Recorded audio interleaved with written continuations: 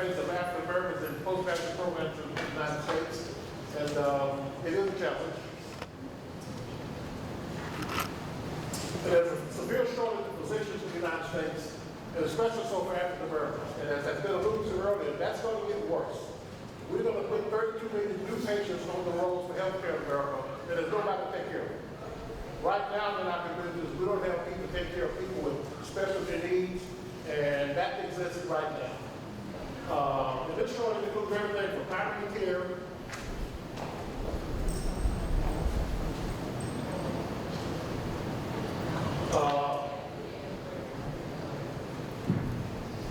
to specialists and super specialists. It's already been alluded to for things like pediatric endocrinology or people in diabetes who want to do more than certain things in diabetes.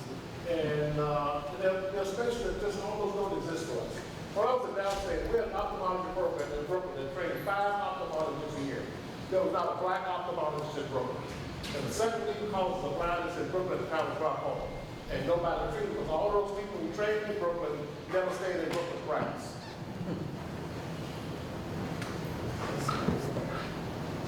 Give you a little bit of background. Around 1975, 75% of all African American doctors were trained at the 4 HBCUs. That's Howard, Harry, Morehouse, and a smaller school in Los Angeles called King Group, which only has about 33 kids per year.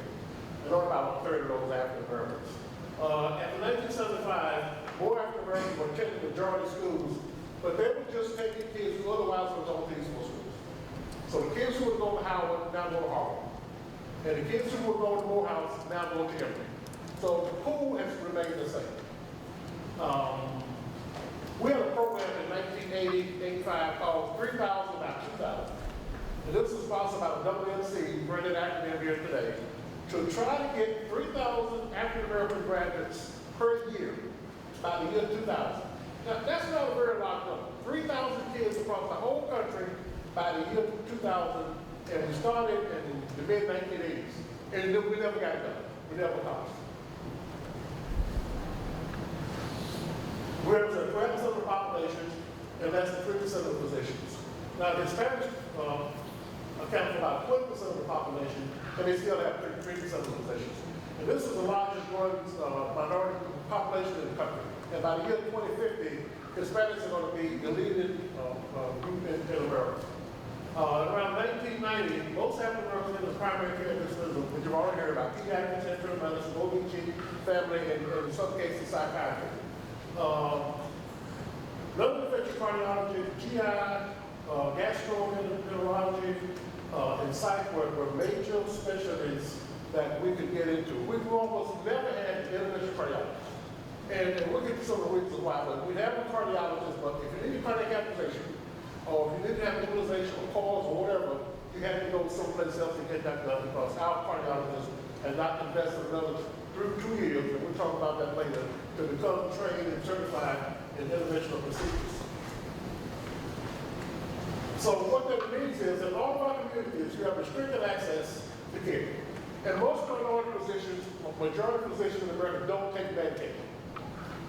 Now, they don't have a sign outside that says, don't come in here with a Medicaid card. But you're not going to get past that receptionist with a Medicaid card. And my concern is that Obamacare gets in full swing, an Obamacare card is going to look much more like a Medicaid card than it is a Medicare card. We would have a majority physician in America who won't take Medicare. If you're a black physician, you would delight if a Medicare patient walks in your office, because you're going to get paid something. And you don't get $12 to see a Medicaid patient. So you're thrilled when a Medicare patient walks in the office. And you get ecstatic of a Blue Cross and Blue Shield. That's really so if you match diseases, and this is not very complicated, if you match diseases with providers, if you have a lot of people here at ESRD, which we do, you need a nephrologist in your community. When I was in Buffalo, New York for 20 years, we never had a black nephrologist. At a school that trained 3 nephrologists a year. If you walked into any dialysis center in Buffalo, 90% of the people on those machines were African Americans. We never had a black nephrologist. Prostate cancer, leading cause of death in black men. We had 1 urologist in Buffalo. And so there's nobody to take care of these patients with diseases as they exist today. GYN cancer, I didn't know this until I was on a trip in Africa. And I didn't realize that, now I may be wrong, but most OB/GYN surgeons don't do advanced GYN oncology. You have to do the oncology, GYN oncology fellowship to do that. So we don't have any of those. We have lots of OB/GYN people, but they don't never have that advanced training to do oncologic surgery. Glaucoma, I already looked to the situation we had in Brooklyn. Diabetes, whole time I was in Buffalo, we never had a black endocrinologist. At a university that trained probably 3 fellows a year. Now, in America, Postgraduate, and it has already been alluded to, you can't have this become a private enterprise. Somebody has to control residents' pay so we can control residents and physicians. In the United States, Medicare, which is the same thing, we call it CMS, which is Medicare and Medicaid put together. The government pays for resident physicians. And that's important because it cannot be driven by dollars. So a resident in Sioux Falls, Idaho gets the same amount of money that a resident in New York City gets. So that residents are going to chase the resident physician because this one pays twice as much as the one in someplace else. Now in 1997, Congress, in its ability to do something to control the American budget, froze residents' positions at the levels where they were in 1997. And we'll get to why that's important later on. It's already been addressed directly here. And that's at a time when every professional organization in America that dealt with this stuff said that you're going to need more doctors because when the baby boomers start retiring, they're going to retire sick. Now, when Medicare started in 1965 in America, the life expectancy for white males was 69 years. So we start Medicare at 65, you're supposed to die in 4 years. Some of them forgot to do that. And at age 90, some of them still forgot to do that. So we're still paying for people because the actuarial data, we didn't project what was going to happen. It was very simple. People didn't die from infectious disease anymore. You didn't die from heart disease because we can fix your heart. You didn't die from this because we can fix it. We had better medicines, we had better stuff like oncology medications.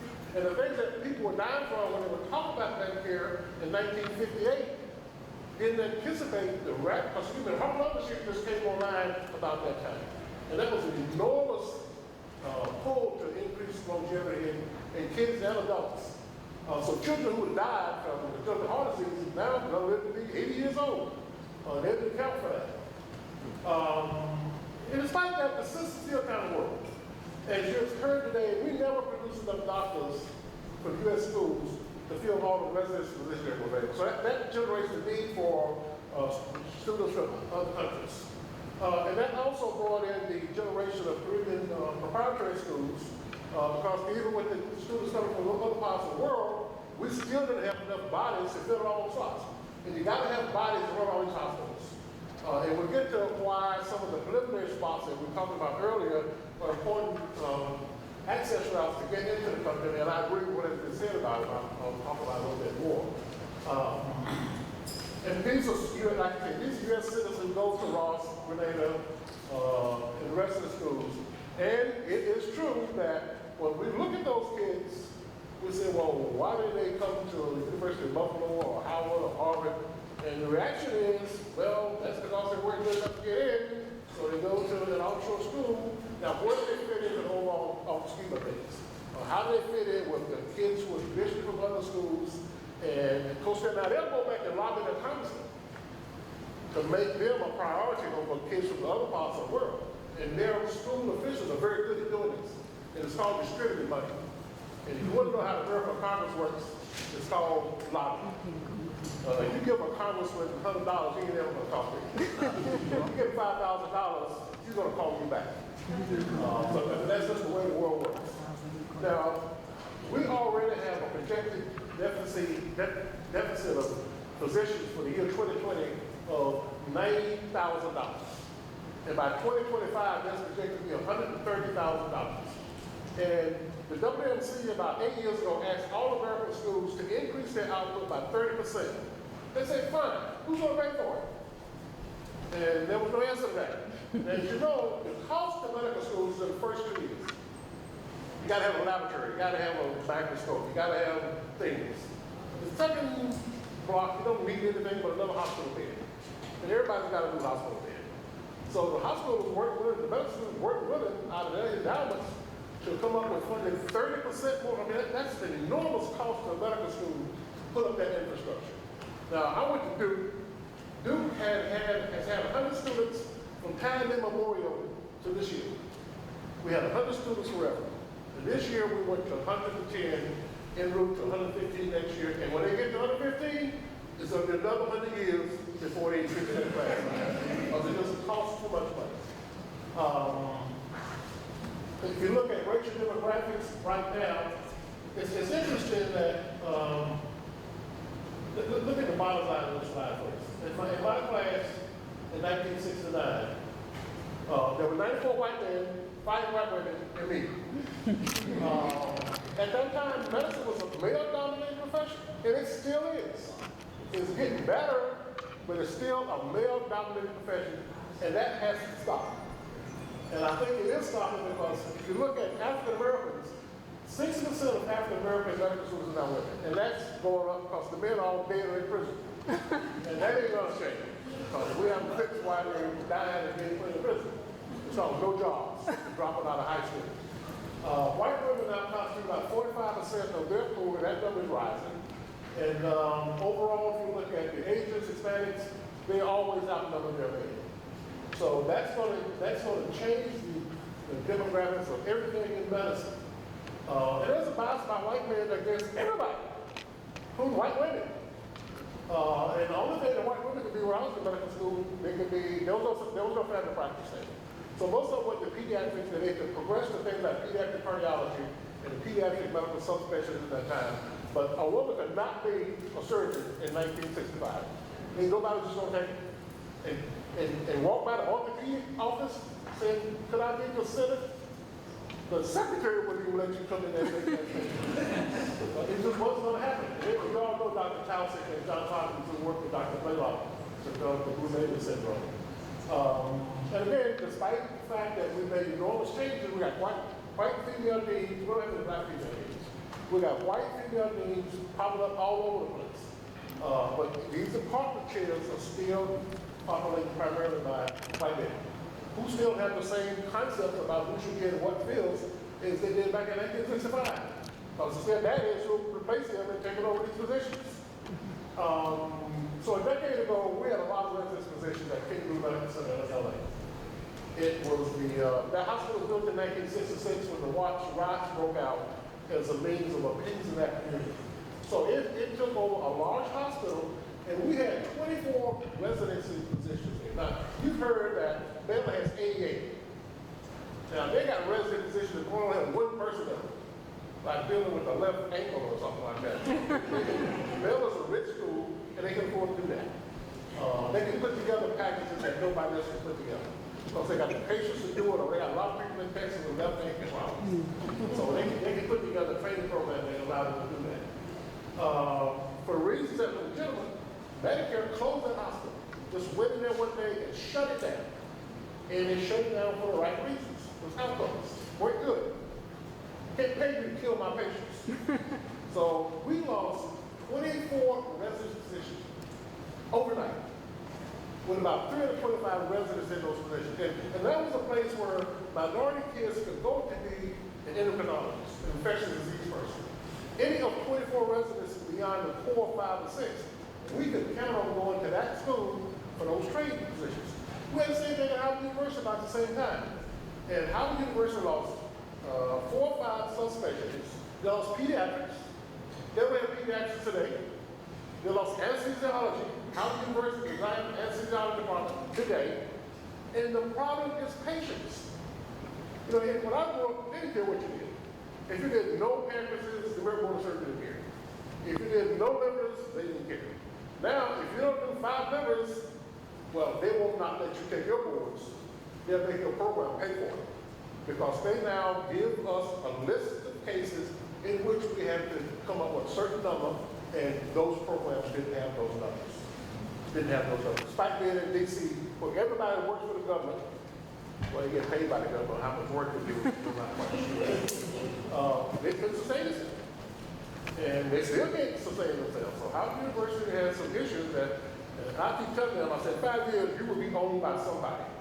Whether it's North Star, South Star, Tri-Star, so you're going to be owned by somebody. Because you know, Georgetown and GW were bought by organizations 15 years ago. And they can come in and put money into it, come in with their PR campaigns to go out and put patients in your hospital. Our university is too proud to do that. So we're going to bury them and we'll put that on their tombstone. We're too proud to survive. Medical schools are not incentivized in their professional postgraduate programs to take African American students. And as you've heard, and the reason program directors are concerned about those test scores, if half of our residents failed to pass their examinations, both parts, qualifying exam, written, and the certified exam, the oral, over a 5-year period of time, they technically can close your program. They'll certainly put you on probation.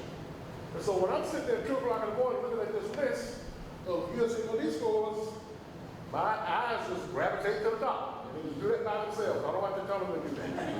So, and it takes an enormous burden off of me as a program director to not have to worry about academic liability. And it's just a reality. It just is. So when you're told that you got to really do well on these exams, you have to, because we look at it. And our pipeline doesn't work for minority students. It doesn't work even at the college level. It doesn't work. We can't fill the medical school positions we have at the 4 schools we have. Howard is only 80% African American. Meharry in Nashville, which is where I was chairman for a while, 75%. Morehouse 7%, and King Group is only 35% African American. So again, the students who now go to Cornell and Penn and Northwestern Chicago normally would fill these positions at these 4 schools. So again, our pipeline has not changed. And the examination metrics are real. And they're not going to change. And these tests, just like all other tests, have things on them that we're not. Math is math. 1 + 1 = 2, I think. Down here, it's like another back home. I remember when I took the MCAS, the first question on the general information part was, if you were going to design a room in Rococo style, whose paintings would you put in here? And they had a list of some names that I couldn't pronounce. And I still don't know the answer to that question. And I'm never going to go look it up because, frankly, I don't care. I'm never going to build a room in Rococo style. So, but that's the kind of cultural bias that these exams have built in it in some way or another, because most of the times we're not in a room with it making up this test. But again, in medicine, how you know the least likely that is to be as important simply because it's more factual. Now, for the students in the room, this year, MCAT's going to change. And you should take every American test that you get, even if you don't need it for down here. MCAT's going to be 25% replaced by science and math with all the stuff that you saw in the flower. Professionalism, ethics, communicating, cultural understanding, being nice to people. Just you got to learn how to be a nice person. And I got 4 or 5 students who are seniors in college taking the MCAS this year. They can't change their schedule enough to accommodate that. There's going to be some allowances made for that when the test is done, but they're not going to have time to take those tests to become proficient in something that's going to be 25% of the exam. But that's just life. Unlike Canada, we make no effort to figure out how many doctors we need and whatever, which really is not very smart. So we know we need a lot of family practice physicians, but we do nothing to ensure that happens. So we still train too many cardiac surgeons. And the only specialty in America that regulates itself is neurosurgery to that extent. They recognized 30 years ago that we're training too many neurosurgeons. The average neurosurgeon in 1969 was doing 2.6 brain tumors a year. In fact, we're going to pick surgeons who's going to do the backs. So they stopped training 2 neurosurgeon residents every year at every medical school, stopped training 1 every other year. And they have done that since that time because they recognize that they're just training too many neurosurgeons. So we know we need more primary care doctors, geriatricians, but again, CMS does not care. Medical school doesn't keep this, and they all do. I've trained what I've trained for the last 30 years, and that's good. So we're still going on with these deficiencies for that reason. So nothing has changed with respect to the demographics and distribution of African Americans in training programs since 1980.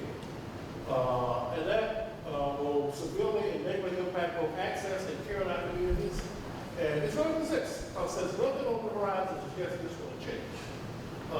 And ultimately, I think somewhere we're going to need something as such as an incentive-based concept to address this issue.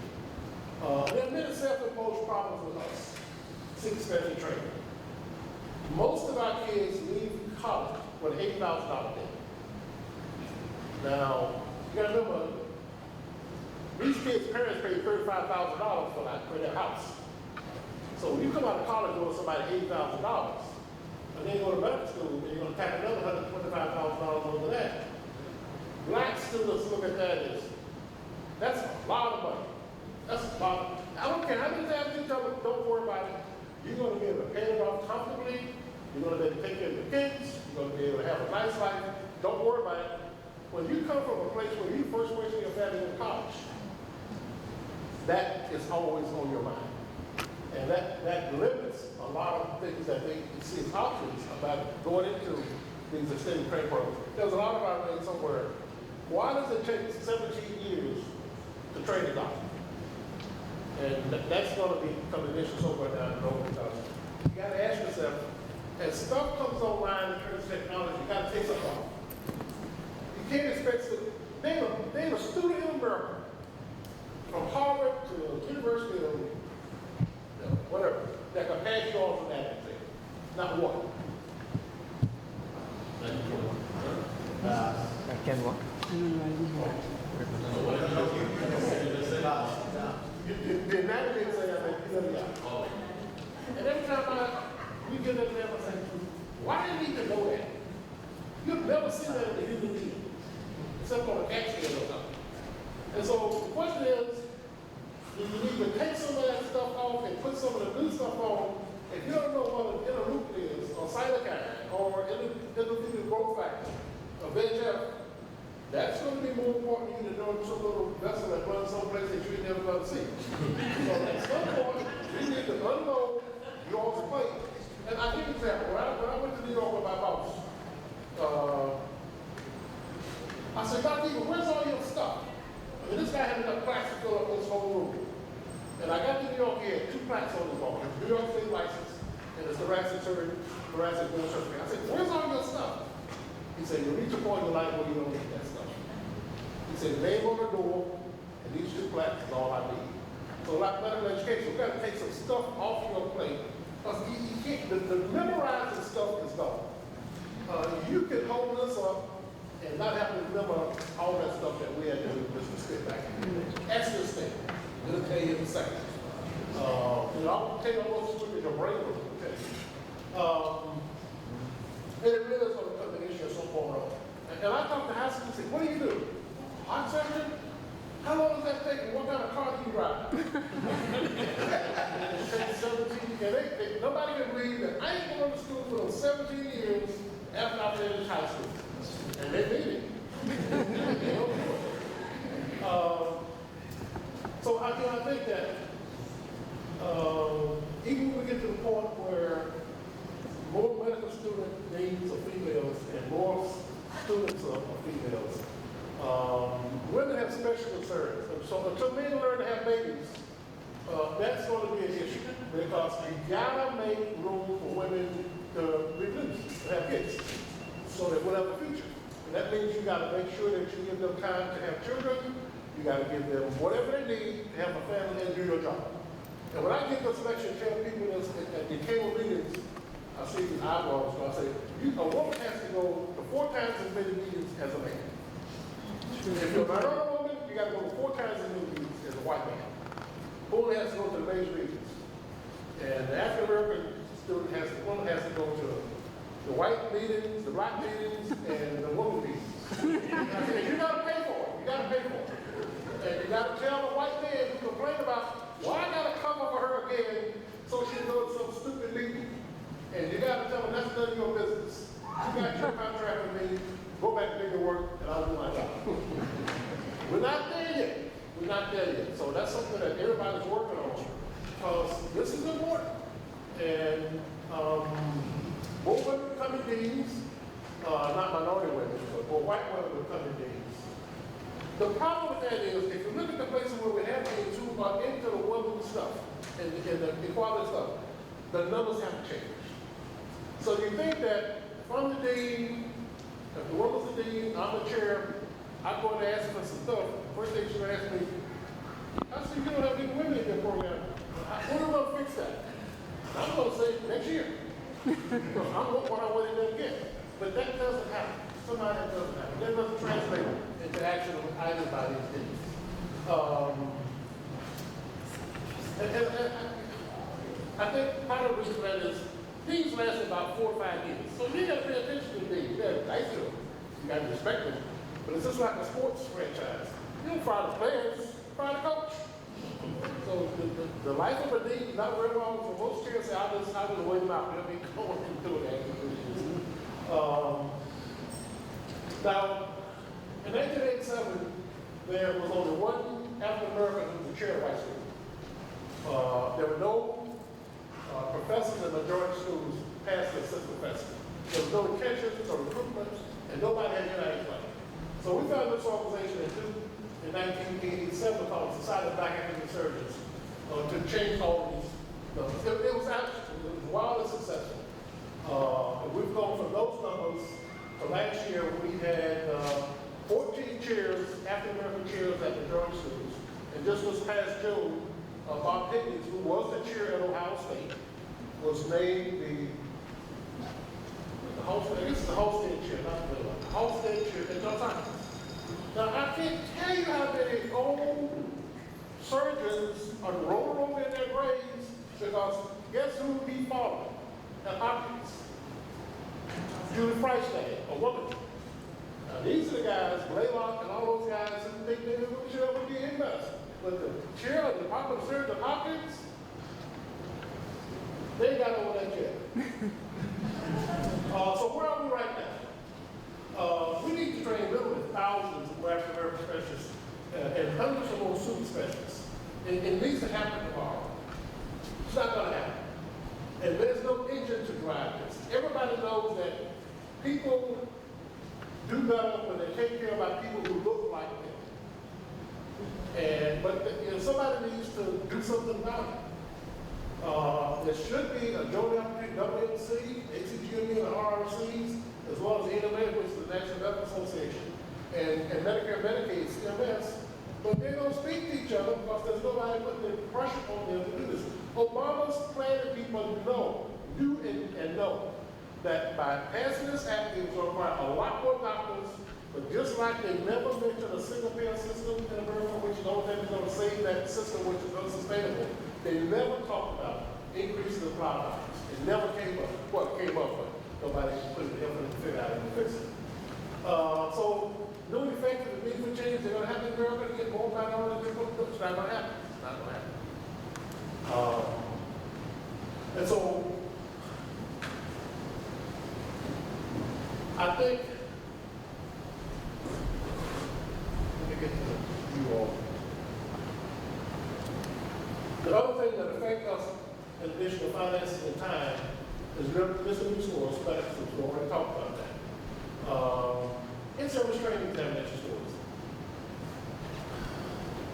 Program directors continue to use this to the detriment of residents, and they're not supposed to do that. They're forbidden by NDS laws to use that for anything. I can put you on for a kind of soft probation. It can't go into a permanent file to get your attention, but I can't use it as I would ask you, dismiss you, or give you a birthday party. It can have no role in anything other than educating you. And we're going to talk about that in a different video later on this morning.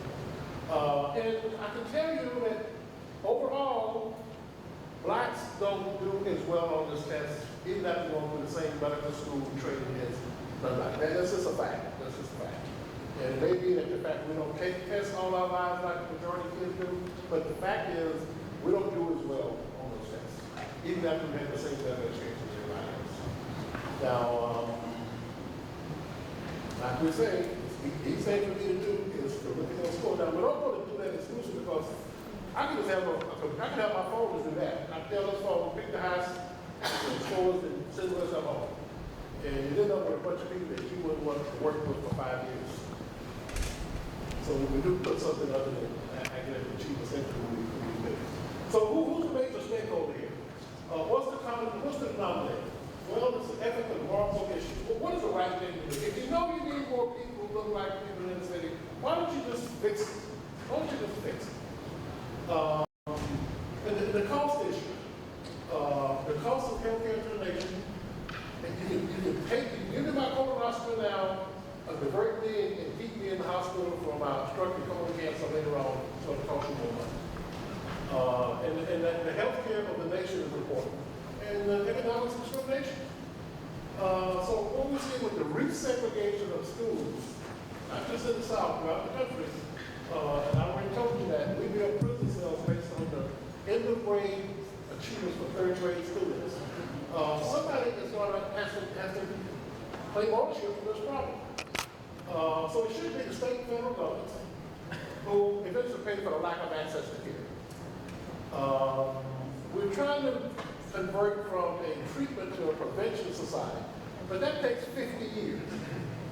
You got to make people stop smoking when they're 12 years old to see the effects of that when they're age 65, trying to find out smoking. And medical schools are literally untouchable. They do what they want. The medical school is the biggest budget item at all schools except for football. So the dean is, the president's don't bother the dean. Every place I work, they leave the dean alone. Because the dean generates $1.2 billion for patient care and grant money, foundation money, and research money. And that money doesn't, we get a little bit of money from the states for salary for teaching, but the dean has the budget bigger than President Trump's budget, which comes to him as a line item. You don't have to go out and earn that money. So it is, leave the dean alone. So the deans understand that.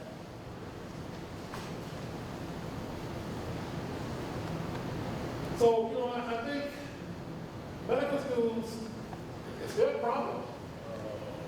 They've consistently shown they don't have the will. I'm saying that they don't have the interest, probably not being fair, but it doesn't translate into actual items. Now, what we've been doing is encouraging all of you all to take all these standardized exams. And that includes SATs and MCAT studies and in-service exam. Nassau is the only college that is giving more than the sugar exam. We also give the pediatric and medicine exam.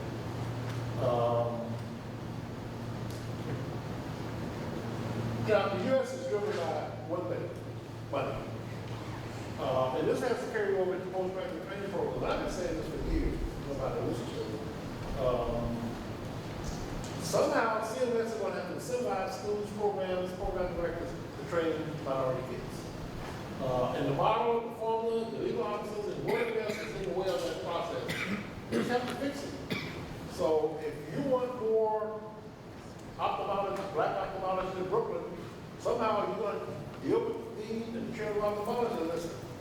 They now are starting to pay us in America for outcomes. We're not going to pay you the same amount of money that we used to when your outcomes are bad. You're going to get less money, and ultimately what's going to happen next, you're going to get run out of town because hospitals are not going to have you on their staff. And it's already been approved by the state Supreme Courts in Illinois that you can be economically disenfranchised by hospital, you have no recourse. You're costing them money because every third patient of yours gets a wound infection that Medicare won't pay for. They can throw you off your rolls, you have no recourse.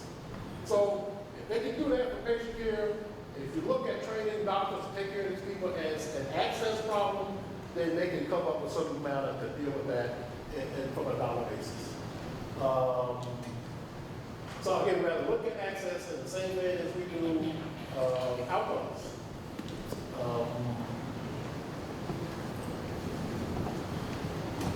Is that gonna, we talked about building more black medical schools. 4 years ago, there were 4 new medical schools opened in this country. And the total number of kids in the first year's class at those 4 schools was 4. So that ain't gonna change nothing. It's not gonna change anything. So we're talking about building new black medical schools. There's talk now about building one in Tuskegee, which I'm told won't work. And they're talking about building one in Xavier, New Orleans, which I'm told won't work. So the concept of new black medical schools is not gonna happen. And the reason is they don't have a hospital.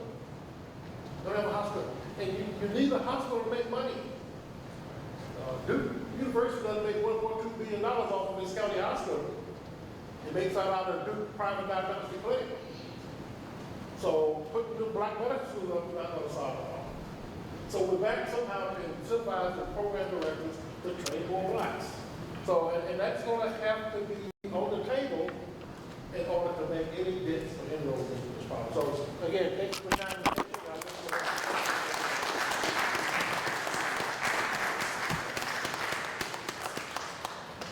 Wow.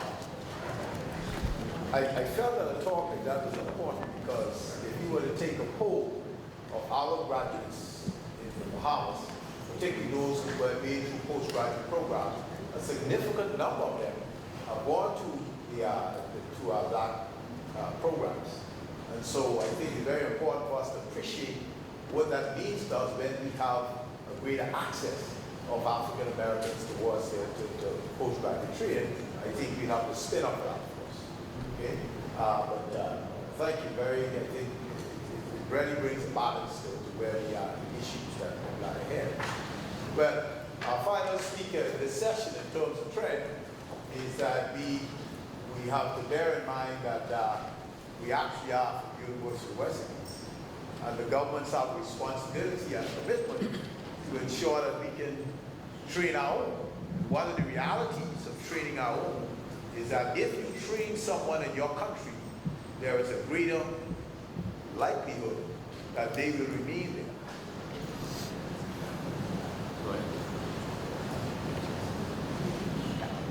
Dr. Ramphal is a graduate of the University of West Indies. He did also a graduate of our DM program, did a fair amount of his training as well in Britain. And we are very privileged to have him as one of our full professors of the university, so I really should address him as Professor Ramphal. And that is because of the significant contributions he has made in medical education.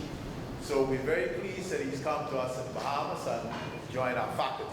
So without any further ado, Professor Ramphal.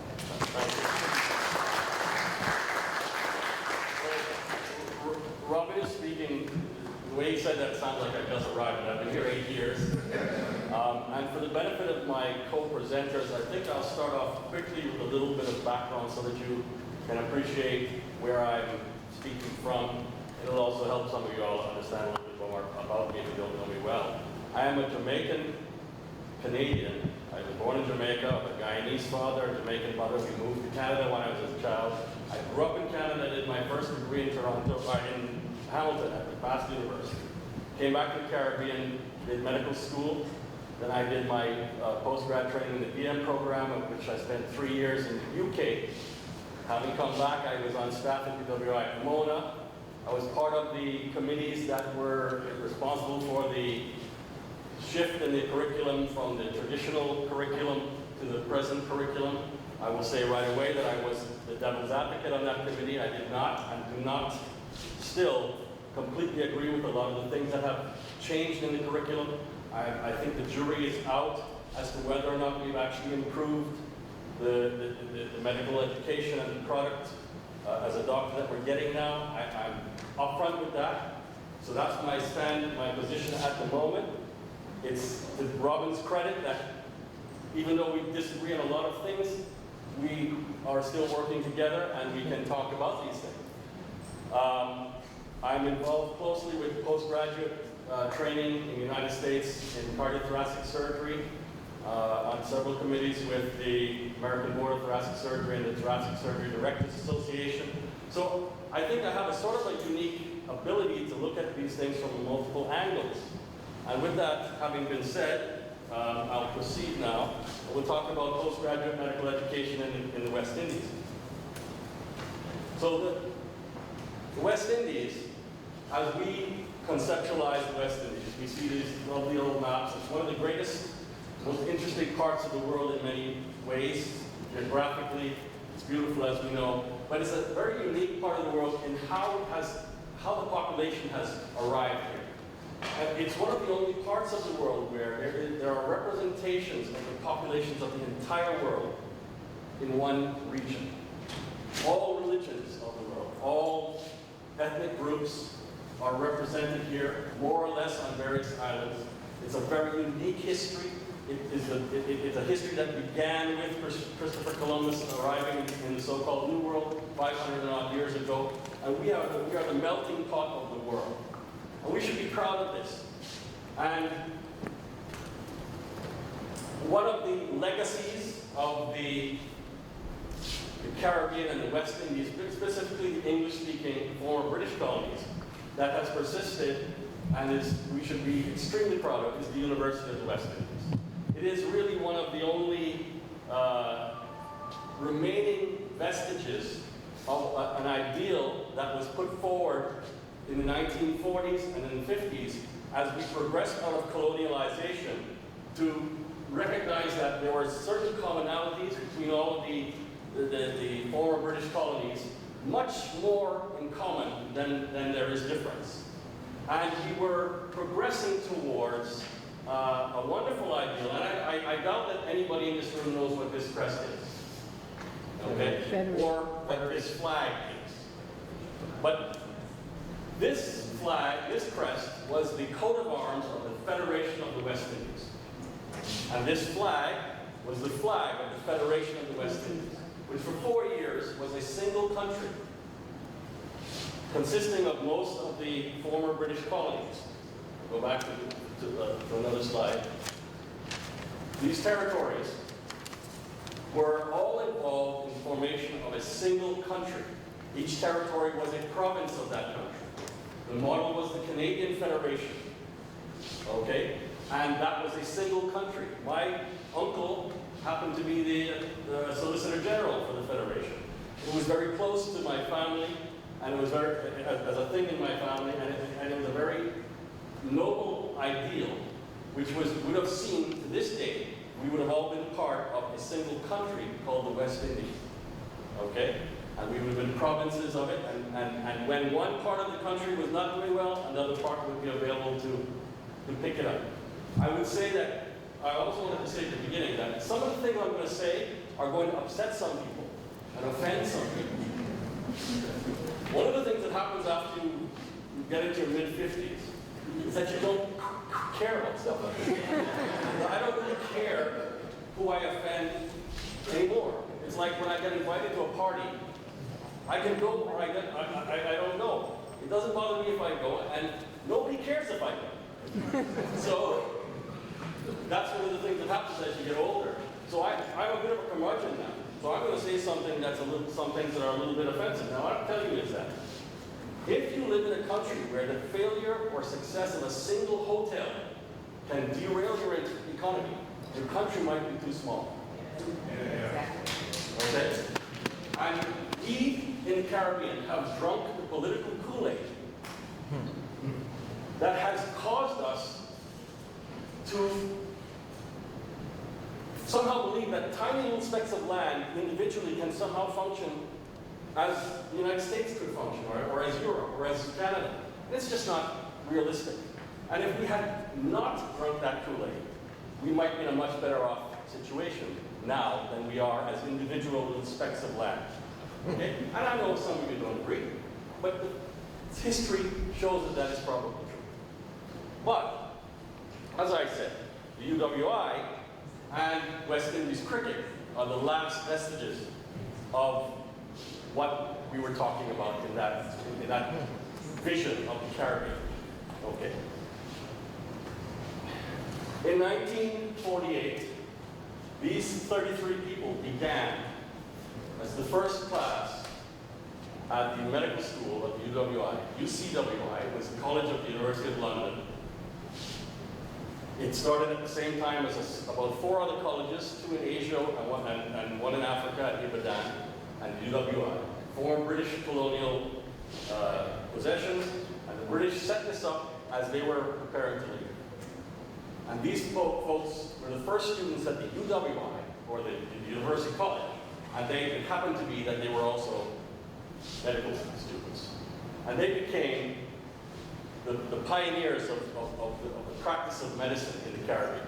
And there are Bahamians involved, there are Guyanese, there are Jamaicans, there are Trinidadians. They all came together to the university campus in Jamaica, in the Mona campus, was the first and the founding campus at UWI. And so we've expanded to 4 campuses. I'll wait for the break. We are now at the Mona campus, the Cavehill campus in Barbados, the St. Augustine campus in Trinidad, and the university campus here in the Bahamas, which is the smallest and youngest of the campuses. Now, after the initial period of time where the medical graduates were trained in undergraduate medicine, by the 1970s it began to become apparent that it was necessary to begin training postgraduates to fill the postgraduate needs of the region. Okay.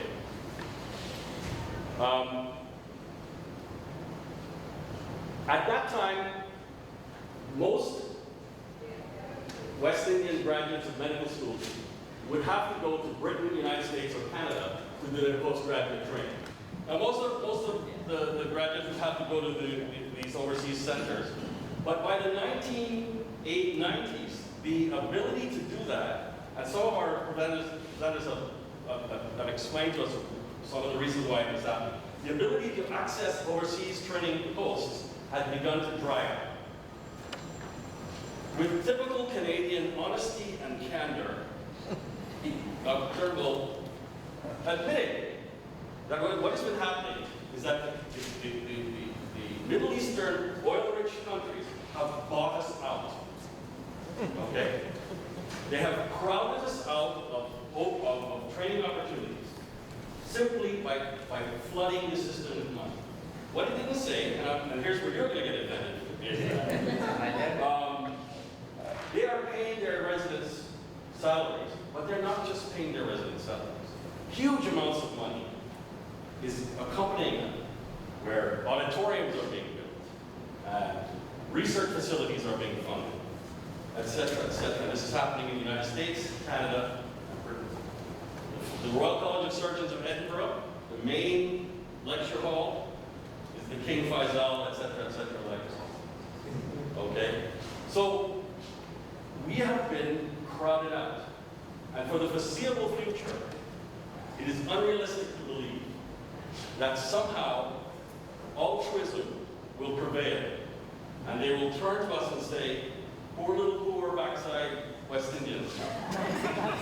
We are going to facilitate you coming up and training in the United States, Canada. That is not going to happen. Okay? We also lost an advantage that we had as part of the colonial legacy, which was the General Medical Council recognition of Great Britain and Northern Ireland, which allowed, it was reciprocity between Great Britain and the graduates of UWI, which meant that we could go to Great Britain without examinations, that our degree was immediately recognized, that we had parity, and we could get into the residency programs based on merits of our performance. And so we lost that when Britain joined the European Union. And that will be, somebody else is talking about that later. So it became obvious that we had to start training our own. So by the 1970s, embryonic training programs were begun at UWI in internal medicine, surgery, obstetrics, gynecology, and pediatrics. And for the first few years, we had a trickling of graduates. First of all, when they were begun in 1975 approximately, we didn't have any graduates for the first 5 years. So by 1979, 78, 79, we began to graduate people out of these programs. We have since expanded, and this is what I really wanted to show. The training programs are now not just at Mona, but they are at all 4 campuses. Many of them are available in more than one campus. And we have graduated to date approximately 1,200 postgraduates from UWI in various specialties. We also have recently started some fellowship programs where after you have completed your postgraduate training, you can come, for example, to the Bahamas. Right now we have fact, one of my old classmates, Dr. Kate, now that's going back a while, that's 30 years. She's here doing 3 months in neonatology at the pediatric ICU here in Nassau. And then Dr. Roberts mentioned Dr. Nakia Forbes, who's in South Carolina. So some fellowship issue programs have been arranged as well. Some of them are local, as we see with the neonatology.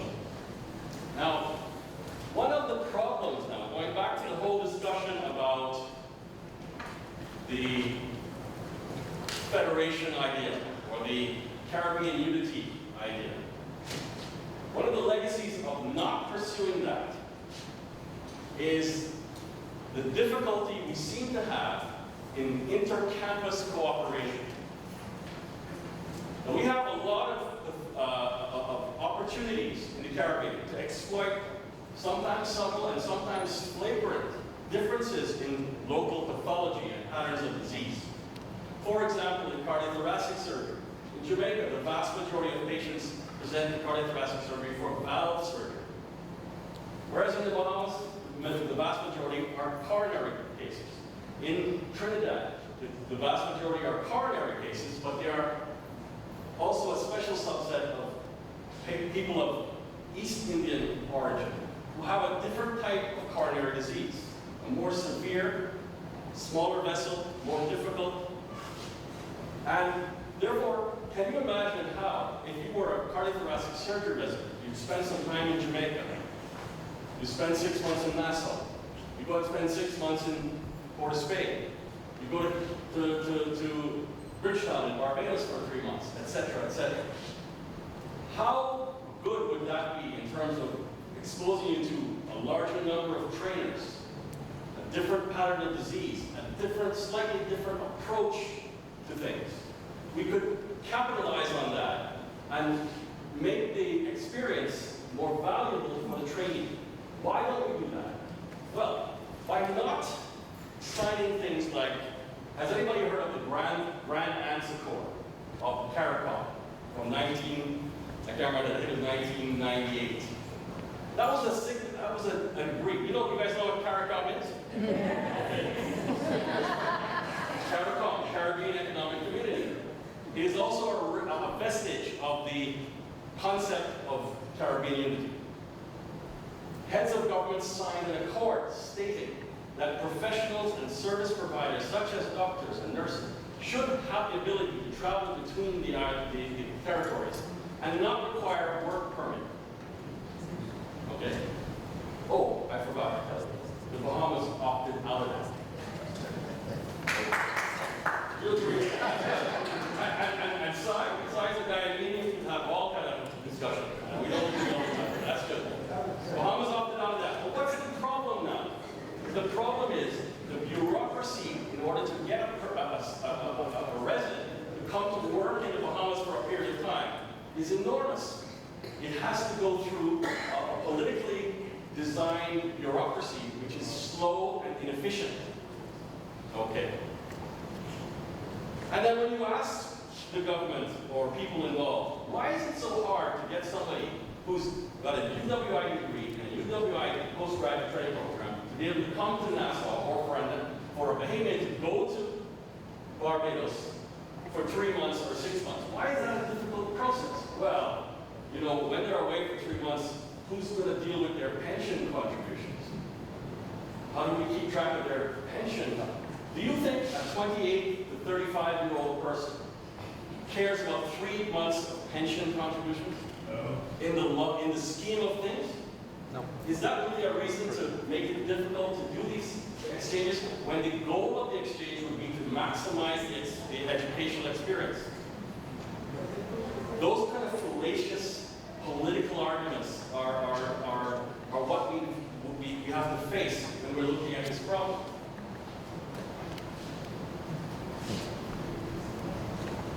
What we have is a unique opportunity to utilize an institution that already exists and to which the governments already have a mechanism of paying money into, to use that institution to help facilitate these educational opportunities for all of our people.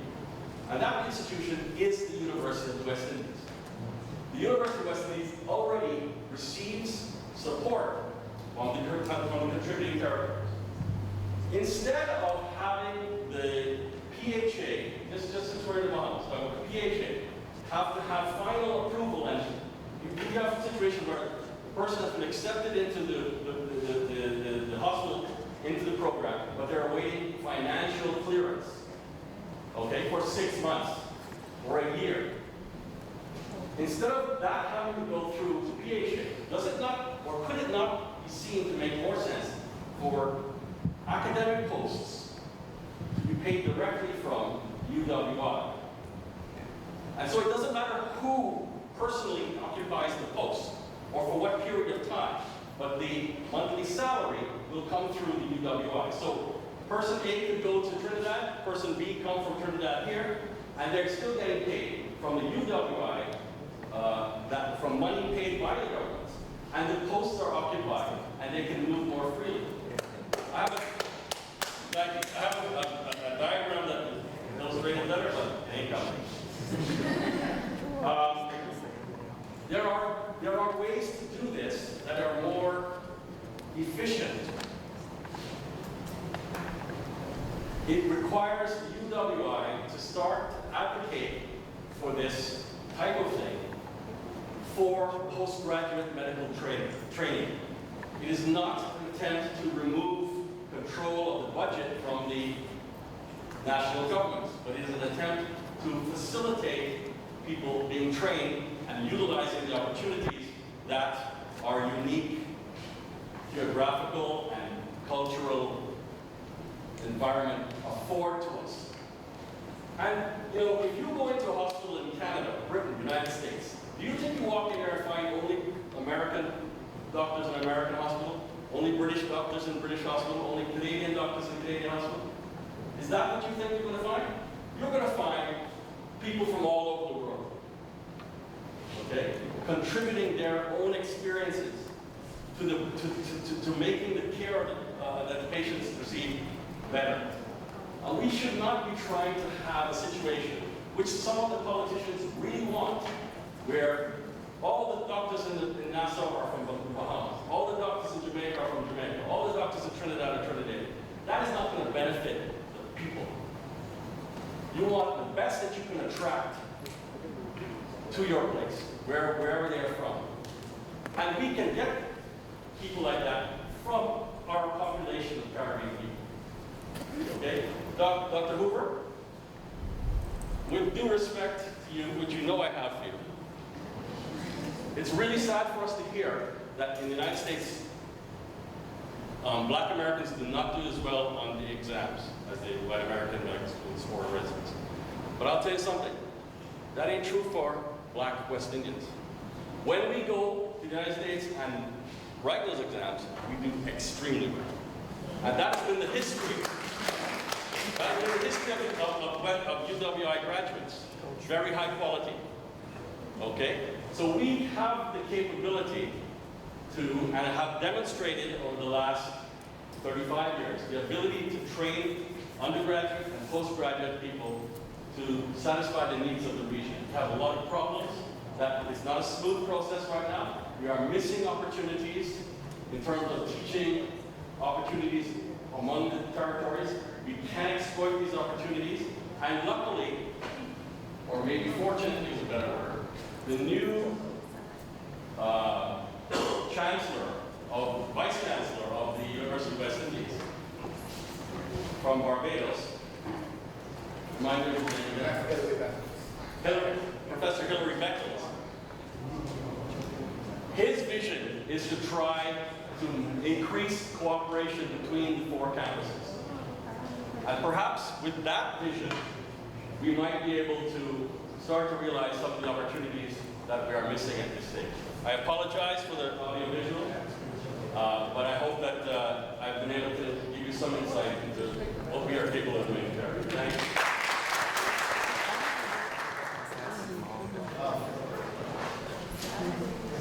That, what can I say?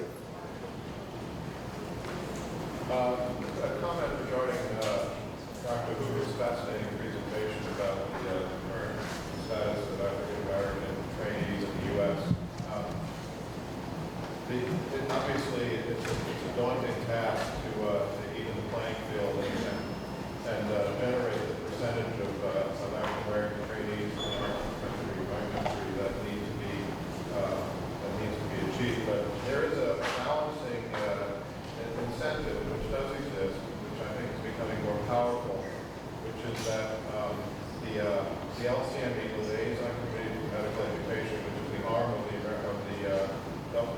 American Association of Medical Colleges that oversees accreditation of medical schools, and the various regional Department of Education accreditation systems have greatly raised the expectations regarding diversity in the medical school classes, the faculty, and even the staff levels. And the goals and specific reporting requirements and benchmarks for appropriate increase in diversity along many different lines, ethnic lines, racial lines, gender preference lines, all the different aspects of diversity that a democratic institution should support are really reaching a much higher level of emphasis. So, I'm hopeful, although these financial incentives that you described clearly would be the balance force, that these other sort of institutionally based expectations will also have an impact to bring some results. What are your thoughts? I've been part of that for as long as it's been, and I agree. And I think a lot of times we're all citizens. The things that we can be doing at our own schools, the problem with most minority schools is money. So when it comes down to supporting some part of infrastructure that we need to pay for, money's just not there. So again, we need to be more aggressive and get foundations and fundraising and work with our dollars so that we can uphold our part. So I agree.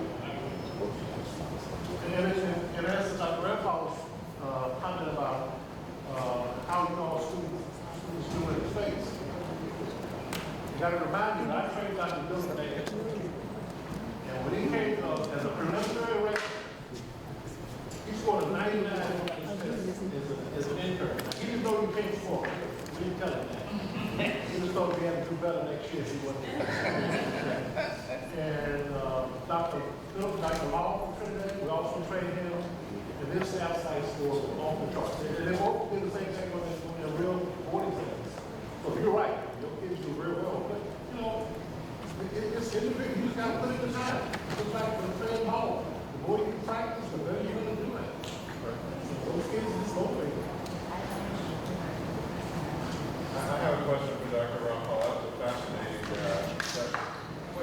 Would it be your ultimate goal that all postgraduate training, both core residency, subspecialty, and super subspecialty training should eventually be available in the West Indies? Or do you believe that realistically there are certain aspects of training that are so resource intensive or really intensive that it would be better to both focus on expanding the range of training within the West Indies, but also to create mechanisms to increase access to more students in areas? Absolutely. I mean, I don't think that it's wise to bring any kind of attitude to develop that you mustn't access other resources when they are available to be accessed. So I spent 3 years in the UK and it was immensely valuable to me. We must still develop and try to nurture relationships with overseas centers. But we must also maximize what we do here. And it is impossible to conceive that we could do everything in this region. And we should not attempt to do certain things that, let me give you an example. When I went to the UK, by the way, when I went to the UK, I was in a job that was being paid. That was another thing I was going to get to. The UK, the hospital that I worked at paid me to work there. And that's how I think it should be. If you go to work in a place to provide a service, you should be paid at that place. However, we have this thing where we have to carry the money with us now. And then when somebody goes from here to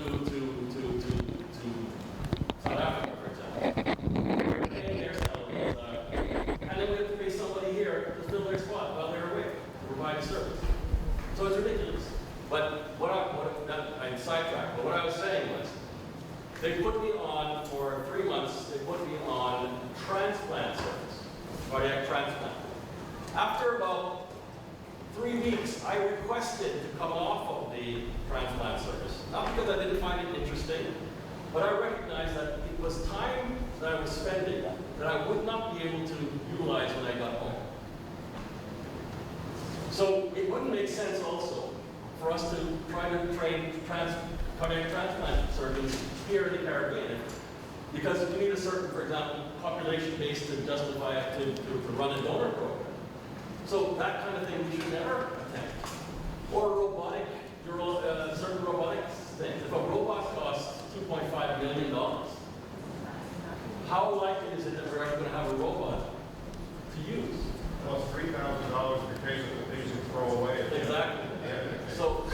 But that doesn't mean that you shouldn't, if you're interested and you think you might be able to buy your own robot, et cetera, you shouldn't go overseas and train a robotic surgeon. I'm not saying that. But we should not attempt to replicate things that are not cost effective, et cetera. But we should encourage people to gain experience wherever they can. The reality is that it is becoming nearly impossible to get those training posts overseas because of the Gulf states and their country, their influence on things. Paul, one of the things the integrated model that I was That's a very interesting one. private with responsibility and certification. The integrated model that I presented, that applied, is I think a solution down the line with more responsibility given to the host sponsoring one rather than teaching. And that's what we're trying to think of doing with that right. Right. Trying specialty. But I think it's a great idea. I was fascinated by it, and Darren and Ellie are examples of how that kind of thing can work well, or Darren work. But that's a fellowship type. That's not a basic postgrad training. It could work. Yeah, we could explore those. Quick question. What does St. Lucia do if it needs a vascular surgery and they're not going to utilize it? They go to Martinique or they go to Barbados.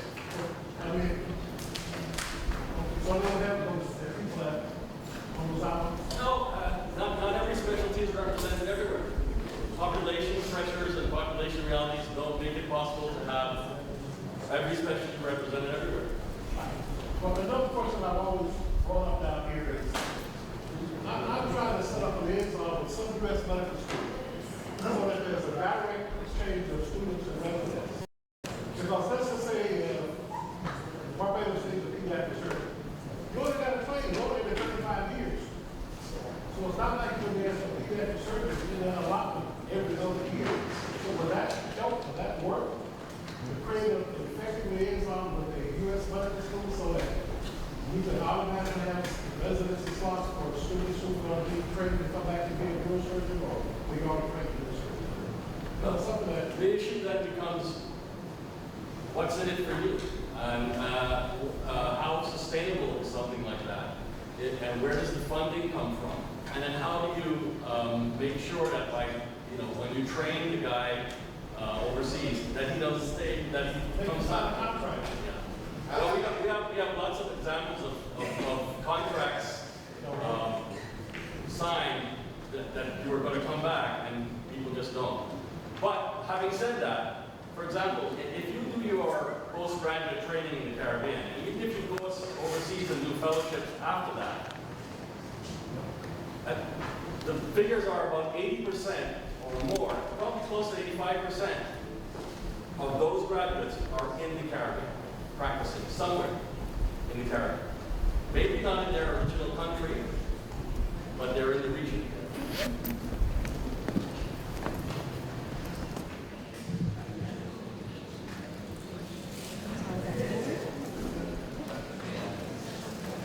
The public market was formed, and our ties, as what grandfather spoke about earlier, were basically severed.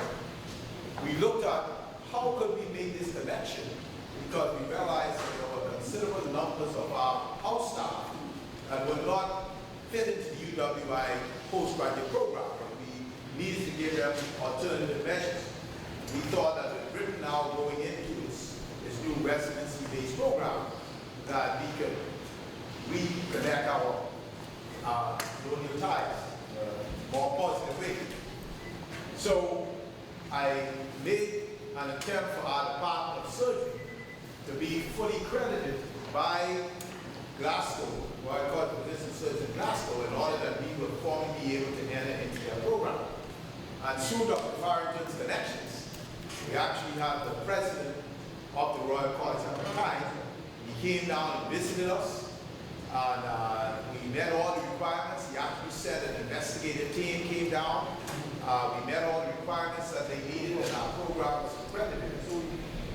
And I also felt that I should go to Glasgow and further give that personal touch.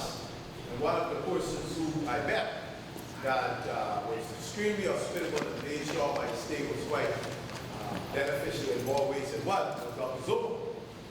And as you can see, Dr. Zuma being very much a part of the international component of Royal College of Physicians and Surgeons of Glasgow. They really fitted into us because they had both surgical and physician components to it, so that's a little different from Royal College of Edinburgh and many surgeons.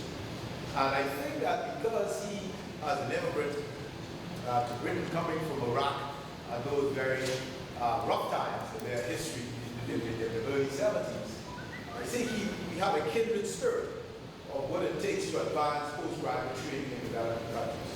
So when we touched base with him, we hadn't communicated for years. He was quite willing to come over, and I'm very pleased that he was able to come. So I want to present some of you had to talk about. He's into rheumatology and internal medicine, but today he's going to give us some of the experience of postgraduate. Thank you very much, Robert.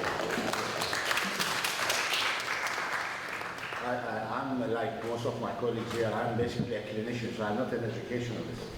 So what I'm going to tell you is not part of being an expert, but I'm going to tell you what is part of my experience, okay? So just to going back to what Paul was saying, probably we have more or less parallel experience, but I stayed in the United Kingdom and he came back. So my background is basically in, as Robin was saying, I came to the United Kingdom in 1978 and to do my postgraduate training. As I started as an SHO, I was probably lucky that I was mentored by very good people in Scotland, in Glasgow. And from there on, again, I was lucky to get into a training program, and then I became a consultant in 1987. So my experience dealing with international medical graduates based on these kind of non-clinical appointments I have, I was helped, so I feel obliged to help, and these are the things that I am currently involved with, just to give you a background where I come from. This is a lot of what I'm going to talk about. Robin has actually stole my thunder because he's told you a lot about the British training system. So there might be a bit of repetition. I apologize for that. But we will just go over as much as we can, given the time we have. The number of doctors on the register at the moment is around 250,000, give or take. And I can assure you 30% of those are overseas doctors, are IMGs. Okay, so more or less similar probably to what Mike presented in his manpower distribution. I work in Scotland, and as you can see, males, females obviously are catching up, and as already been presented, I think they will be taking over percentage-wise as far as registered doctors are concerned. So 37% of the registered doctors at the moment were trained outside the United Kingdom.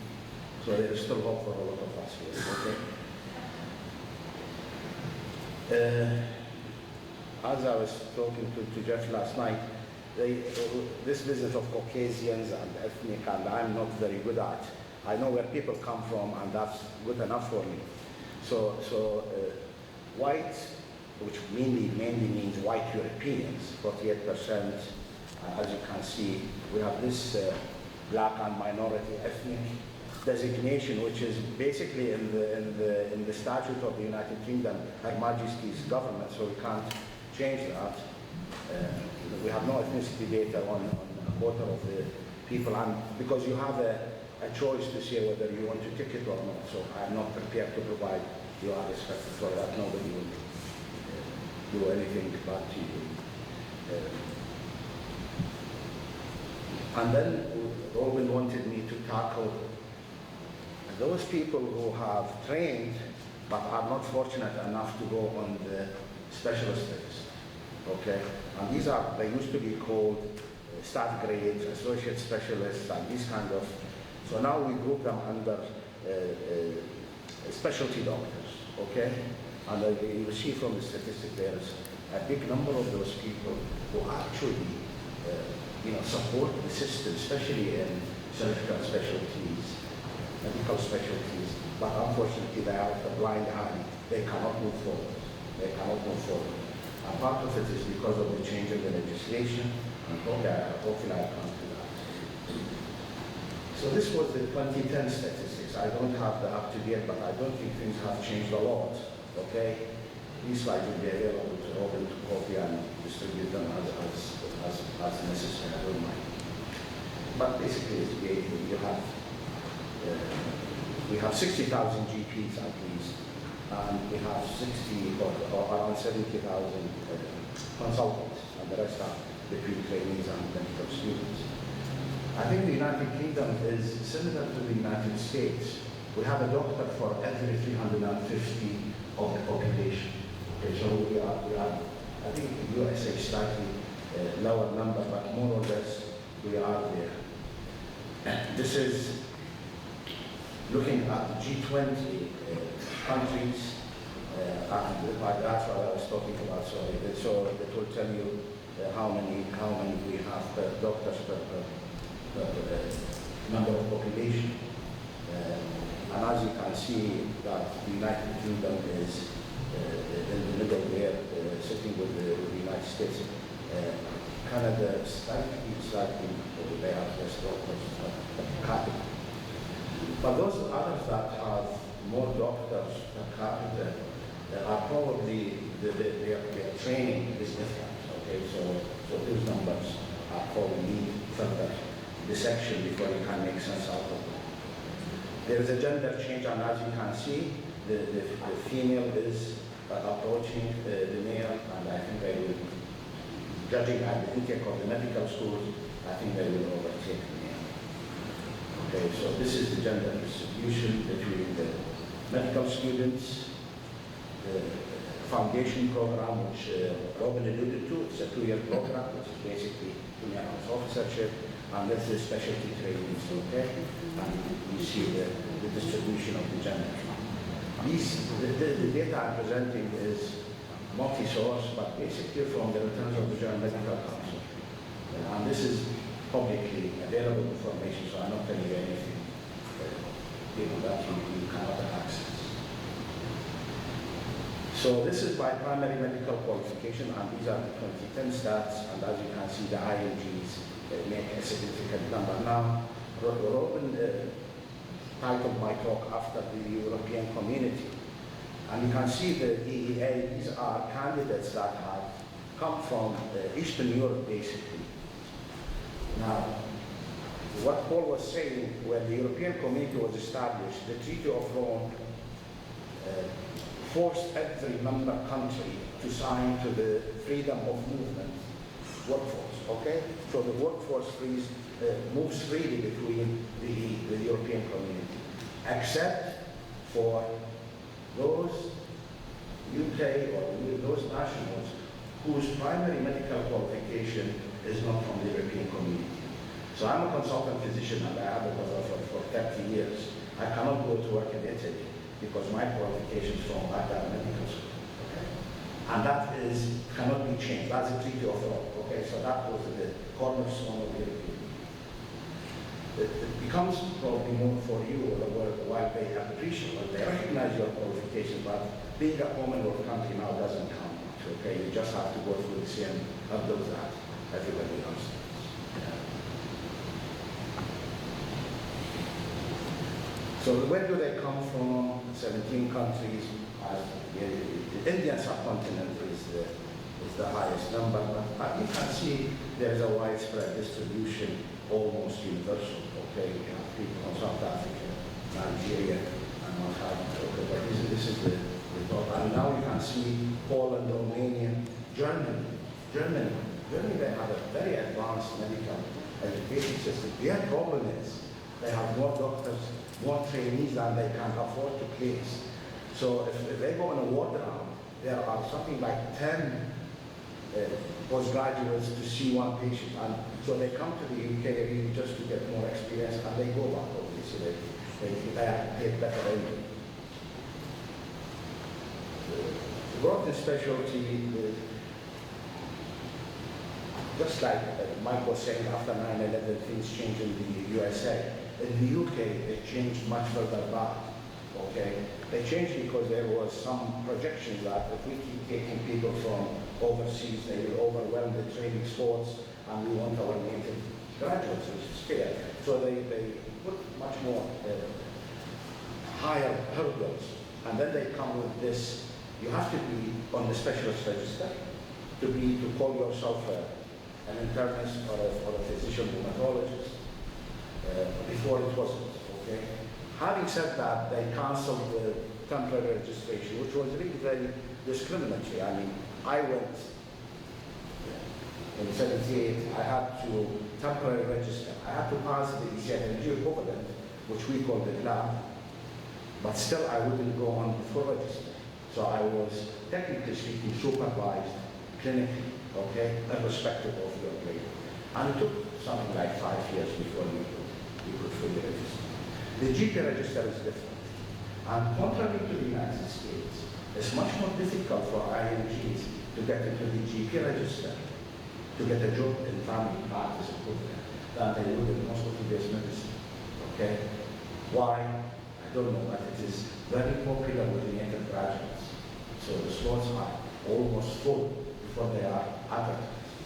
Because our guys are placed for their foundation programs when they are in the 5th year before they graduate. So all these posts are prospectively filled.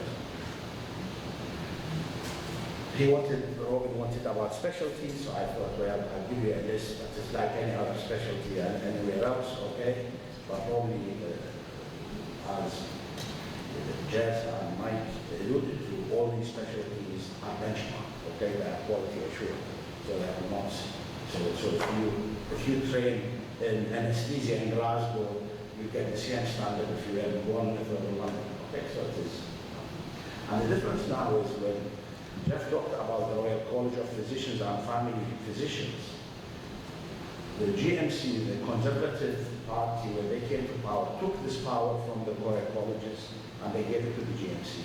So the GMC now is the jury, the judge, and the executioner. So the GMC holds everything in their hands. Royal colleges are advisory, okay? So they have some, but they are more involved in arranging the exams to allow people to enter and exit specialties or take qualifications. So Royal colleges, technically, they don't like to hear that, but de facto, their position in the United Kingdom now is much weaker than when it was when I first went to 10 years ago. And Robin alluded to this: you go to medicine, you graduate, you become a junior, okay, and then foundation, you go foundation, and then you've seen that, okay? And again, I go back to what Jeff, the Canadian experience now.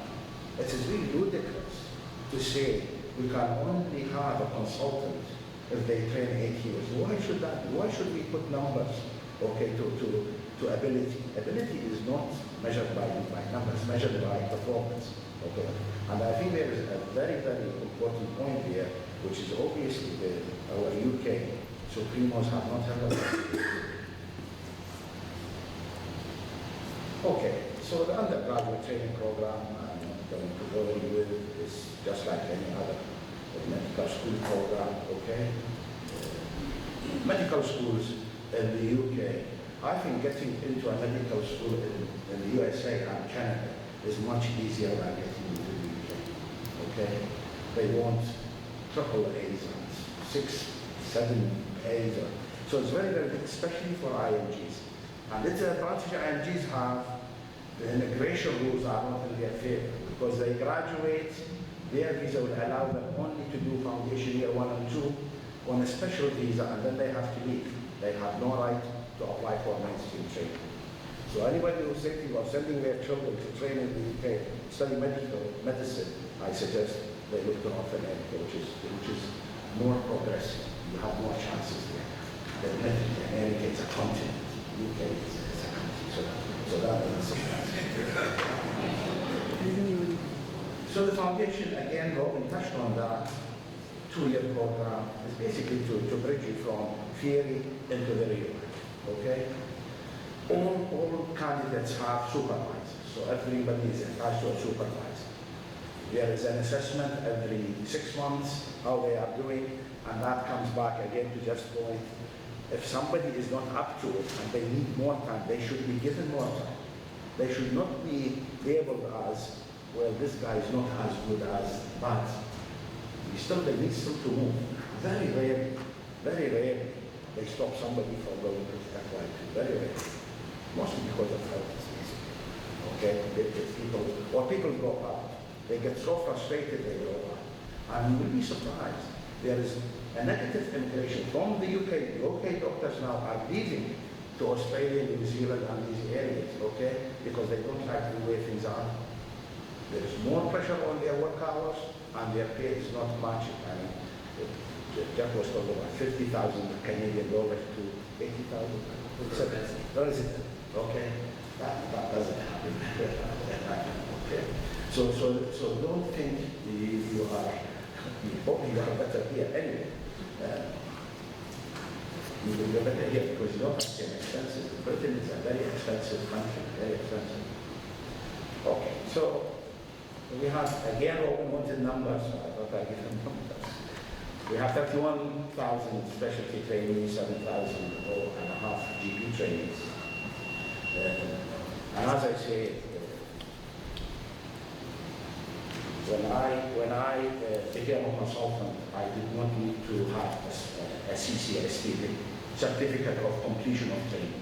Okay? I was on the old system, so I started as an SHO, then a registrar, and then a senior registrar, and then a consultant.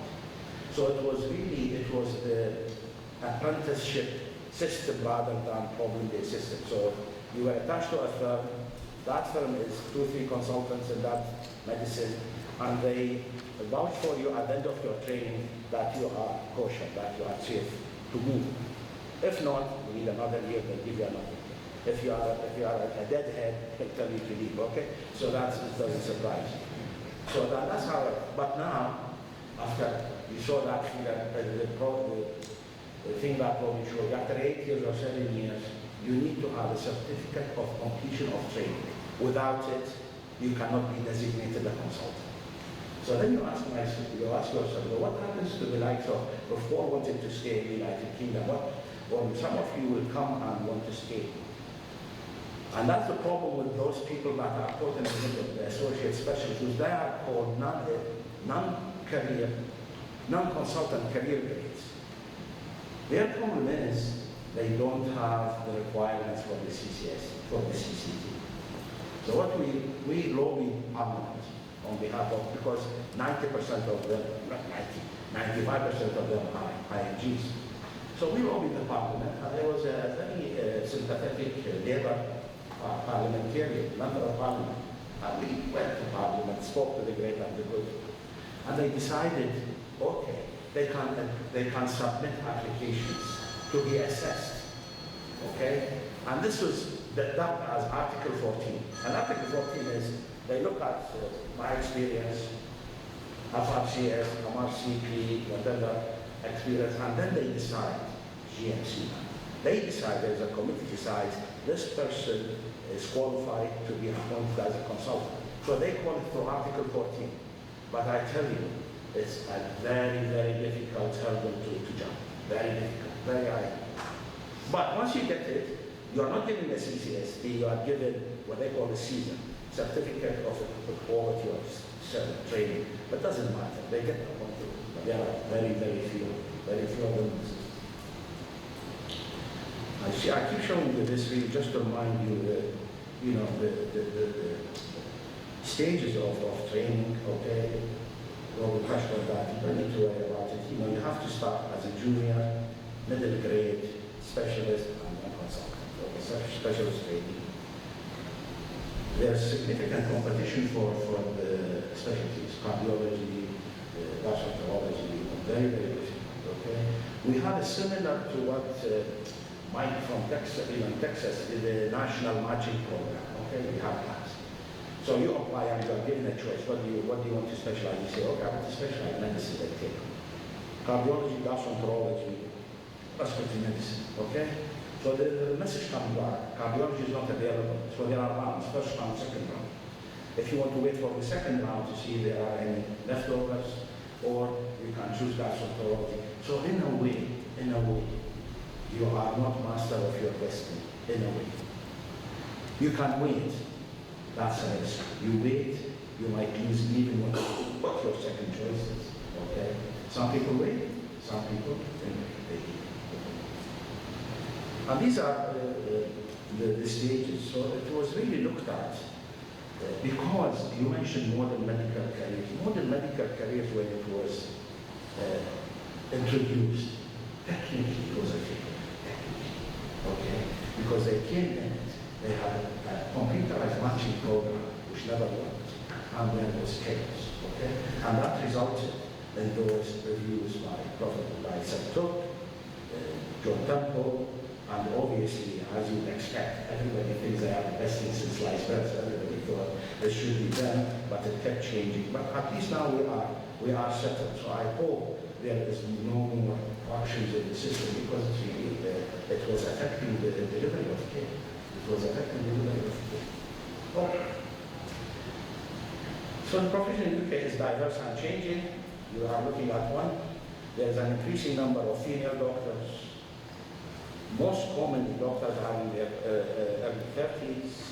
More than a third registered are outside the UK, professional qualifications. We are ethnically diverse. Now, I don't want to get into the issue of white versus non-white, but there is obviously a problem with discrimination. I wouldn't call it racism, but there is initial discrimination, which is really a big problem because it is unfair. It is something that is hiding, okay? So we are all trained, so I cannot sit on the GMC panel if I don't get my equality and diversity training once a year. And if I don't pass that, they will withdraw my qualification to sit on the GMC. So it is taken seriously, but unfortunately, despite that, it continues to happen.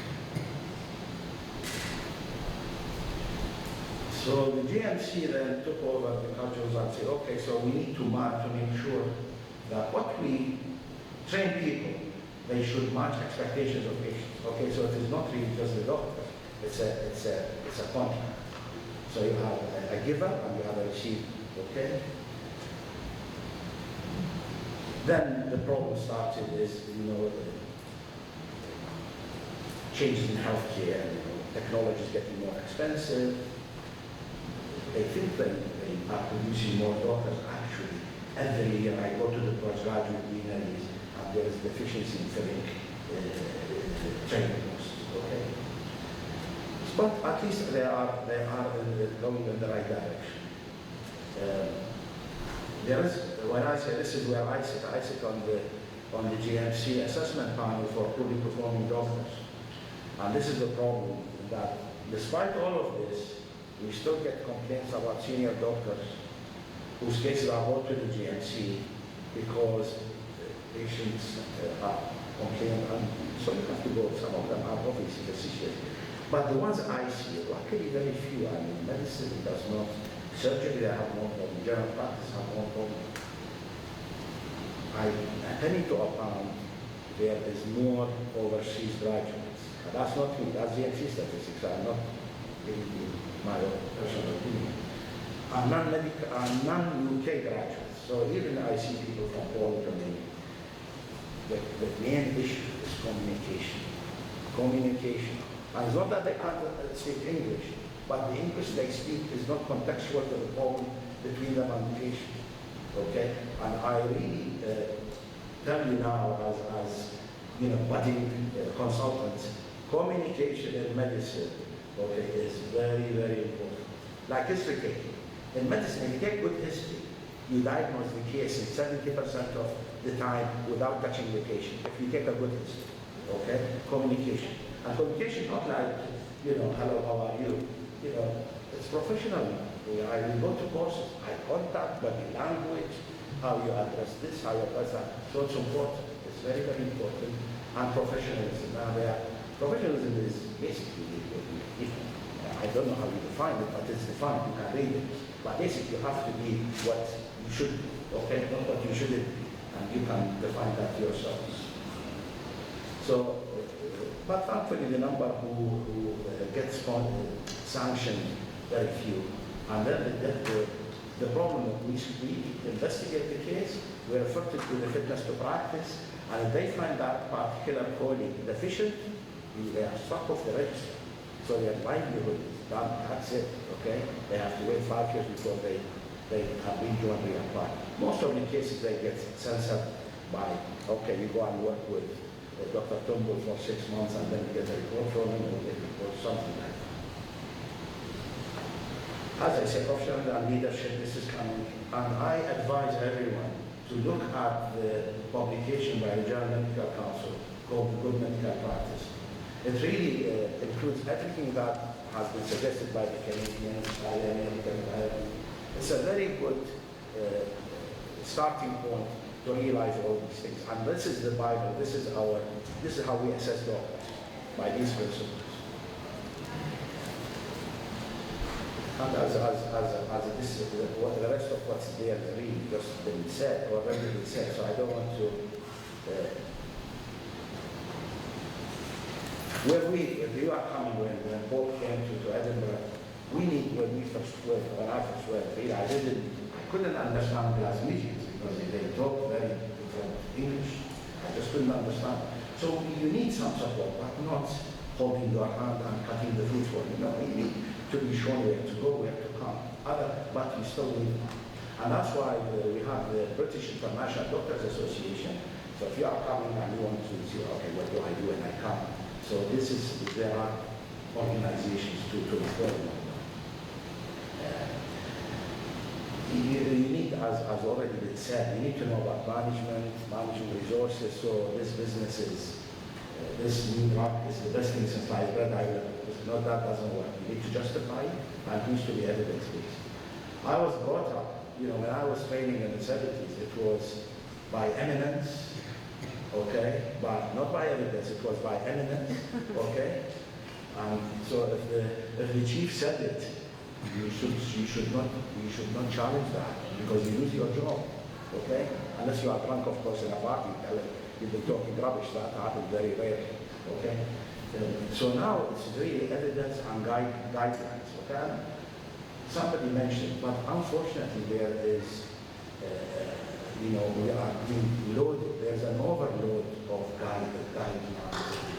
American College of Rheumatology says one thing, British Society of Rheumatology says something else, okay? And I wish somebody with a brain to come and put as a universal doctrine for doctors to practice, because we're dealing with the product in front of us as a human being, so it shouldn't be different. Anyway, that's not for me, okay? So there are things, this is really just to show you by medical qualifications, okay? So I showed you that in numbers, this is really just a bar graph, so it wouldn't make much difference. But I thought I stop here really because I'm happy to discuss it further. What I next door, but Paul probably touched on, is Paul said a lot of correct things. I have to be careful, so I don't offend you. So he said a lot of correct things about the training, postgraduate training in the UK. But now there is still an opportunity for people from Caribbean or from everywhere to come to the United Kingdom, okay? It's different from your days and my days. Now we have this medical training initiative. Now I'm happy probably to use that for the next talk, okay? But you can come, anybody can come who's suitably qualified, exactly what Mike said. They have basic training, so they come after their SHO year. They have a defined specialty, they have a defined time, and the money can be found for you in the United Kingdom. Health Authority could pay for that, okay? So I agree with you, the Arabian, the United Arab Emirates, Bahrain, Kuwait, have flooded, okay, because they buy flavor, they buy. But please remember there are still opportunities for the likes of you, even the USA. But UK still accepts people. So I am responsible for that program. So currently we have around 50 on our books from all over the world, every specialty. And it's not Scottish based, it's UK based. So most of our people are in England or Ireland. So what I'm saying, we can discuss that later, but I just wanted to give you some ray of hope that's not as bad as COVID. Okay, thank you.